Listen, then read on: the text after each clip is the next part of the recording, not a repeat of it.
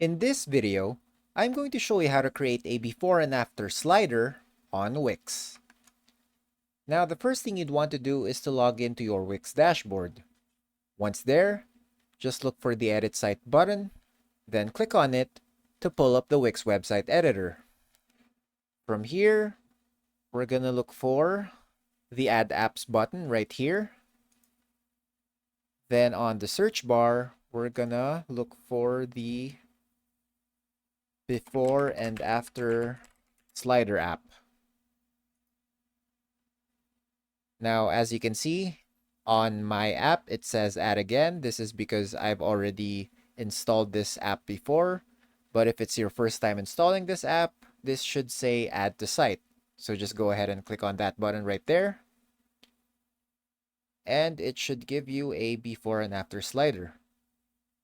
Now we're just gonna resize this a little and reposition it just like that. Now to change the before and after images, we're just going to go ahead and click on settings.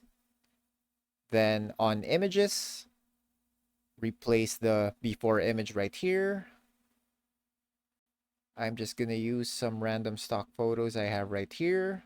You can upload yours through your computer or some other sources right here.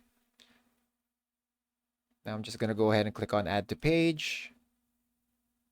And then scroll down to find the after image. Replace this one as well. And select my after image. Now, once that's done, just close this right here. But you can also edit some settings over here. The slider starting point, slider direction, or allow full screen. And you can also change the design over here. So once you're satisfied with those changes, again, just hit on the close button right here. Don't forget to hit save.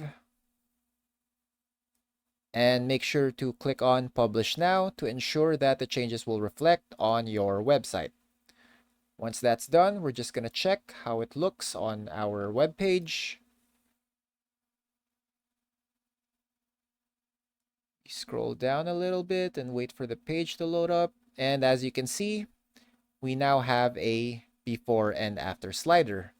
You can also interact with this just like that.